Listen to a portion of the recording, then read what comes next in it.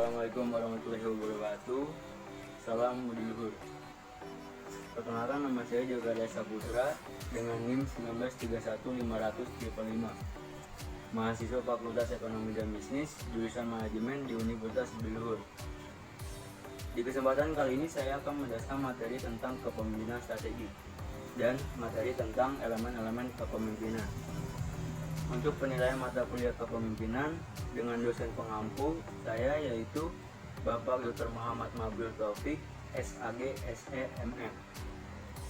Dan di sini saya bersama teman saya, Farhan, yang akan mendengarkan saya menjelaskan tentang kepemimpinan strategis dan materi tentang elemen-elemen kepemimpinan. Materi pertama yang akan saya sampaikan yaitu tentang kepemimpinan strategi. Keberadaan seseorang pemimpin strategik sangat diperlukan dalam lingkungan kerja yang rentan mengalami isu-isu sulit. Isu-isu tersebut dapat dipengaruhi oleh berbagai hal, termasuk risiko dari maupun dari luar organisasi tersebut. Menurut Korn, kepemimpinan strategik adalah cara seseorang pemimpin di sebuah perusahaan dan organisasi dalam menyusun strategi untuk mewujudkan tujuan tertentu. Strategi tersebut harus memetakan langkah-langkah yang perlu diambil perusahaan untuk beralih dari kondisi saat ini ke kondisi yang diinginkan. Saya mau tanya, tujuan kepemimpinan strategi itu apa ya?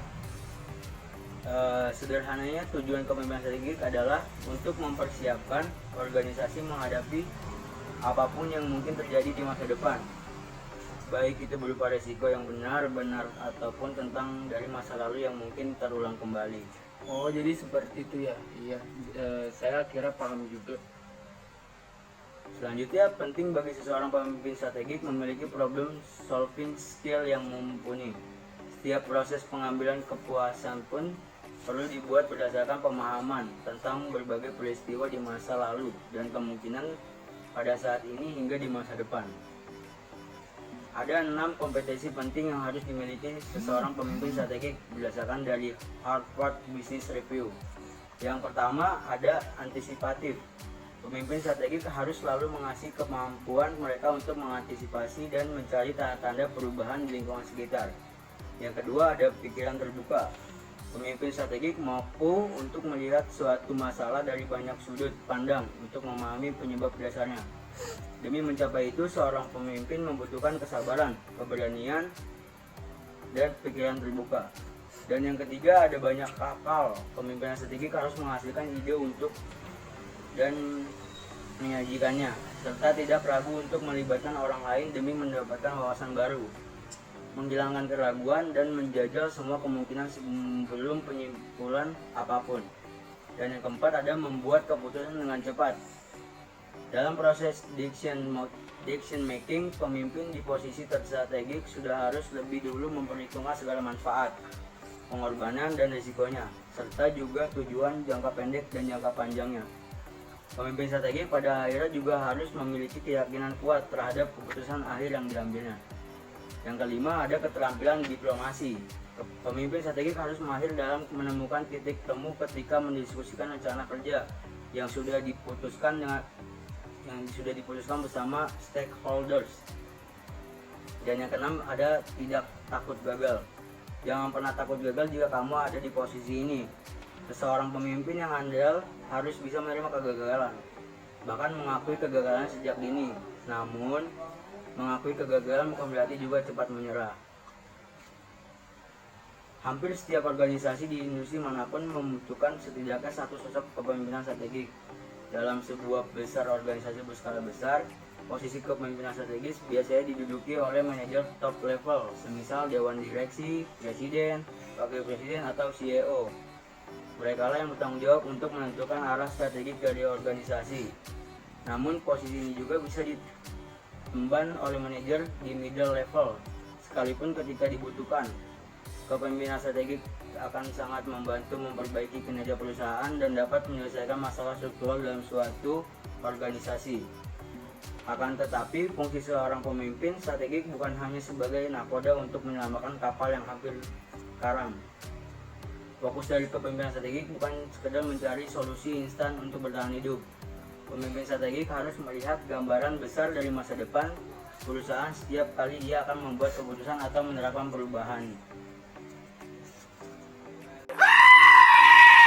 Kepemimpinan strategi punya kelebihan dan kekurangannya gak sih, Kak? Pastinya ada. Kepemimpinan strategik juga mempunyai kelebihan dan kekurangan. Kelebihan kepemimpinan strategik yang pertama, mendorong semua orang yang terlibat untuk selalu berpikir kritis dan objektif. Yang kedua, mendorong kontribusi aktif dan sense of belong yang kuat dari setiap anggotanya. Yang ketiga, mencegah dan mengurangi resiko konflik. Yang keempat, menggiatkan kolaborasi antar departemen. Yang kelima, menguatkan komitmen kerja dan loyalitas setiap anggotanya. Yang keenam, alur komunikasi yang jelas di seluruh bagian organisasi. Bila dilakukan dengan baik dan memiliki tujuan yang jelas, manajemen strategis dapat menjamin kesuksesan jangka panjang. Kekurangan kepemimpinan strategik yang pertama, tidak benar-benar dapat memprediksi masa depan dan semua kemungkinan terburuknya. Yang kedua, terlalu fokus pada masa depan, tidak benar-benar mengatasi masalah yang saat ini sedang ada di depan mata. Yang ketiga, tidak begitu fleksibel. Jika ada suatu aspek dalam strateginya ada yang perlu diubah atau dikoreksi sambil jalan, hal tersebut dapat mempengaruhi keseluruhan organisasi.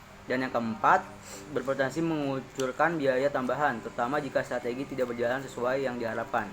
Nah, itu penjelasan materi tentang kepemimpinan strategik. Masih ada yang mau ditanya nggak? Saya mau tanya lagi nih, menerapkan manajemen strategi itu sendiri kan sebetulnya risiko bagi perusahaannya. Terus kalau gak sesuai rencana, konsekuensi akhirnya bisa berarti di PHK atau enggak? Pembatalan proyek, terus penghapusan sebuah departemen. Terus cara menghindari risiko-risiko tersebut, mengutip bisnis 2 Community, cara memanfaatkan kepemimpinan strategik gimana ya? Nah, pertanyaan yang bagus. 1. Buatlah rencana manajemen risiko untuk menghadapi situasi yang mungkin tidak berjalan sesuai rencana. Yang kedua, selalu up to date dengan jalan rencana kerja. Jadwalkan meeting rutin dengan anggota untuk mengumpulkan isu-isu yang mungkin terjadi dalam keseharian. Dan yang ketiga, buat tim gugus tugas yang isinya staf garis depan, manajer tingkah tengah, dan pemimpin senior untuk membantu keputusan yang lebih tepat. Tunjuk konsultan independen jika memungkinkan.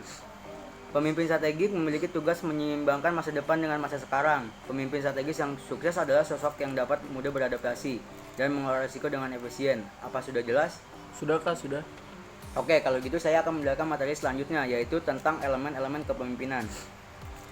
Tentu saja seseorang pemimpin menjadi aspek penting dalam sebuah tim, organisasi, atau perusahaan. Tanpa adanya pemimpin, sebuah tim atau perusahaan tak akan bisa berjalan dengan baik. Dengan kata lain, seorang pemimpin harus bisa mempersatukan bawahan-bawahan lainnya agar mampu menjalankan visi dan misi bersama sehingga kesuksesan pun dapat diraih. Agar menjadi pemimpin yang mempersatukan, maka pemimpin harus memiliki beberapa elemen kunci. Yang pertama yaitu 1. Mampu mempengaruhi. Mempengaruhi di sini tentu saja mempengaruhi dalam hal positif, bukan dalam artian memanipulasi orang lain dalam hal negatif. Seseorang pemimpin harus memiliki keinginan kuat agar mau memimpin dan mempengaruhi bawahannya agar bertindak sesuai visi dan misi perusahaan demi menggapai kesuksesan. Artinya, mempengaruhi di sini bukan demi kepentingan pribadi namun untuk kepentingan bersama. Dan yang kedua ada integritas. Seseorang pemimpin sudah pasti harus memiliki integritas atau memiliki keselarasan antara perkataan dan perbuatan. Misalnya, seorang pemimpin memberitakan bawahannya untuk selalu bersikap jujur, dan pemimpin itu pun memiliki sikap jujur, bukan sebaliknya, menyuruh jujur tapi dia sendiri tidak memiliki sikap jujur. Yang ketiga, percaya diri. Pemimpin baik adalah pemimpin yang memiliki rasa kepercayaan diri tinggi. Rasa percaya diri. A few moments later. Yang ketiga, percaya diri. Pemimpin yang baik adalah pemimpin yang memiliki rasa percaya diri tinggi. Rasa percaya diri pada seseorang pemimpin bisa menimbulkan kewibawaan dan karisma baginya. Bukan hanya untuk dirinya sendiri, seorang pemimpin juga harus mampu menularkan rasa percaya diri ke bawahannya, agar mereka juga memiliki percaya diri yang tinggi, karena bawahannya itulah yang akan menjadi pemimpin di masa depan. Dan yang keempat, intelijen tinggi. Tak hanya rasa percaya diri untuk menjadi pemimpin yang mampu mempersatukan, maka dia juga memiliki intelijen atau kecerdasan tinggi. Kecerdasan di sini adalah mampu mengolah dan menganalisa berbagai macam informasi yang didapat dari berbagai sumber. Yang kelima, motivasi tinggi. Pemimpin harus bisa memiliki dorongan atau motivasi tinggi untuk bertindak dan berusaha untuk mencapai hasil yang diinginkan.